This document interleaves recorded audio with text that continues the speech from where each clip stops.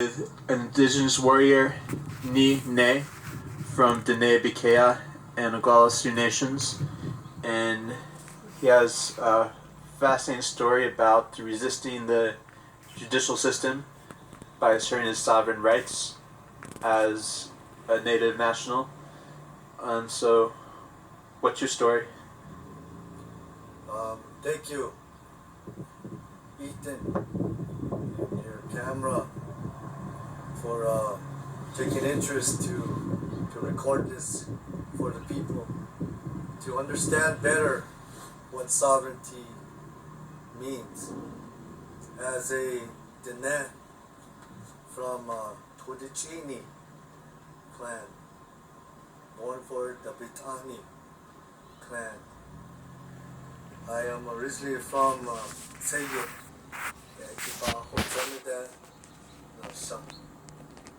and also I come by way of the Oglala Sioux Nation with a passport issued from the Lakota Sioux Nation, who have recognized their independence from the government of Washington.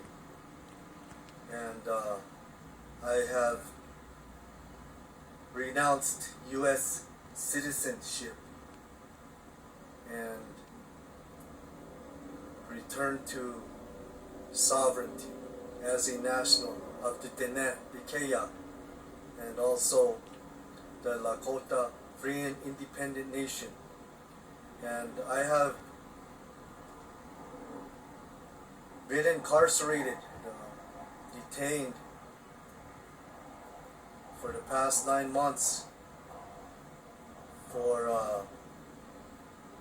an invalid driver's license that is this passport issued from the Lakota Free and Independent Nation. I have already set a precedent with this passport driver's license in the state of Oregon, in the federal courts of the Oglala Sioux tribe, Pine Ridge, South Dakota, also in New York, Bombay Town Court, and last and recent case is in Albuquerque, New Mexico, through the 2nd Judicial District Court and the Metropolitan Court, also Sandoval County District Court. I have represented myself pro se in these cases with no public pretenders, no lawyer representing me but myself, and I managed to get my cases dismissed with prejudice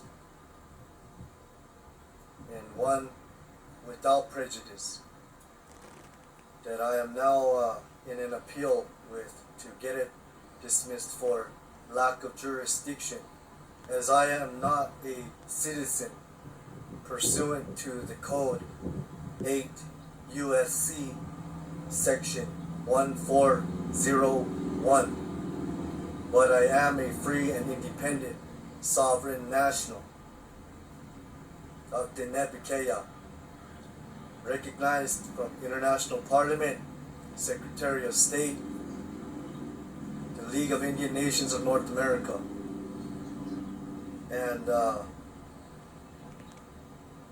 I didn't take no plea bargains. I went through the motions of the judicial process, which is corrupt within itself, when they know from the judge, attorney generals, chief justice, governors, mayors, know that they have no jurisdiction over sovereign nationals. They have jurisdiction over their citizens, but not we, the indigenous people.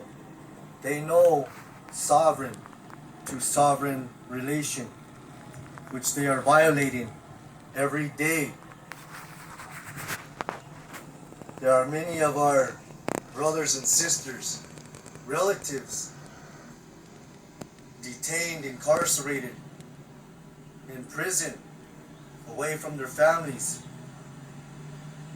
because of this corruption in the judicial system.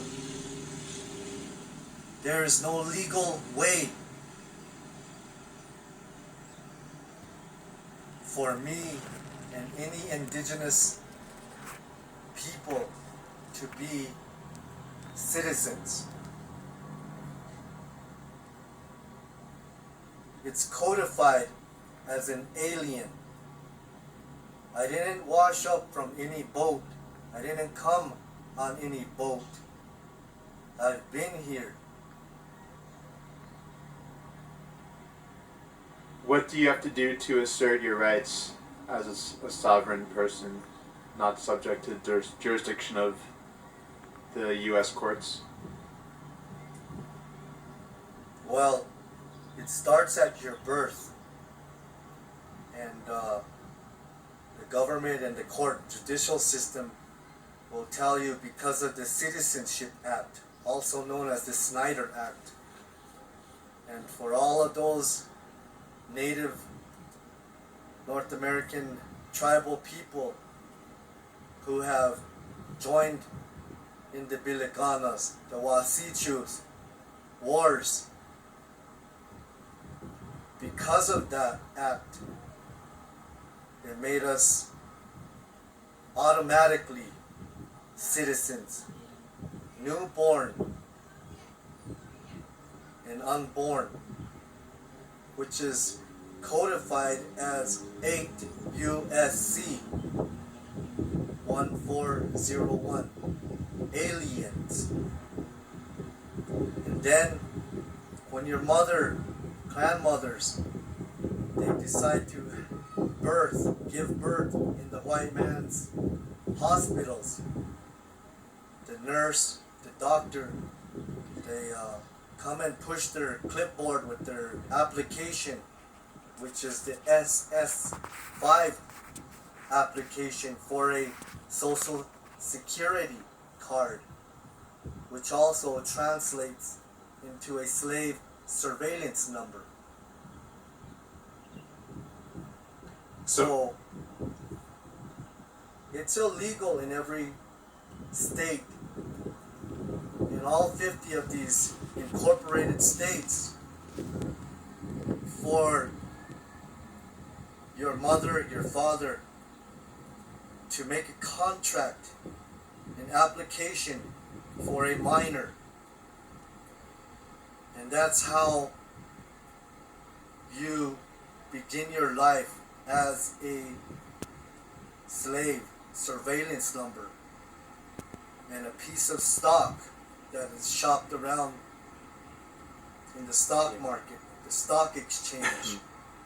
As you look at your birth certificate, it looks like a title. It is a title. A slave title. That's how Benjamin Franklin kept track of his Thomas Jefferson. This is how they kept track of their slaves, their niggers, their titles, with numbers. So you're saying, as any person born in this country receives a social security number when they're born, and that makes them a ward of the state. But you, as an adult, have renounced that citizenship, and successfully, from what you're saying, you've defended that in the courts and you've had charges dismissed. So what do other adults need to know about how to do this?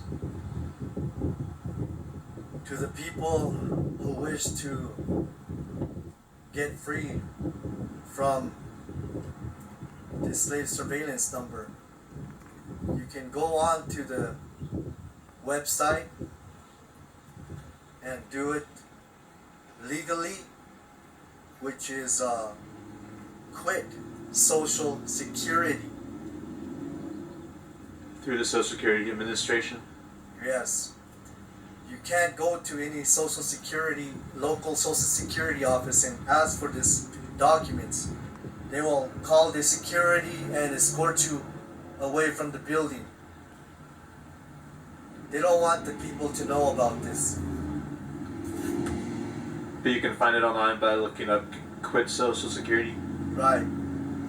And get the documents, understand them, read them thoroughly, and get them notarized, send it to the IRS, send them to the Baltimore, Maryland address, and also to your local Social Security Administration.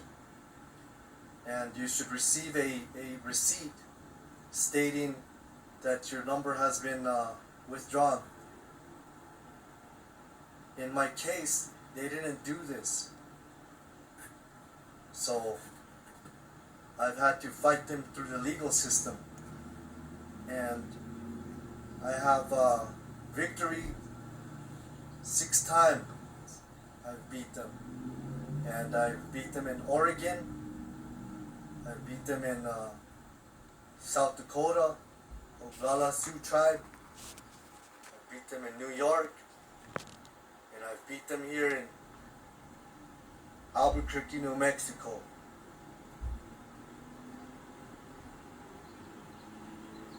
And can you tell us any more about the process in court, about how you represented yourself and how you won?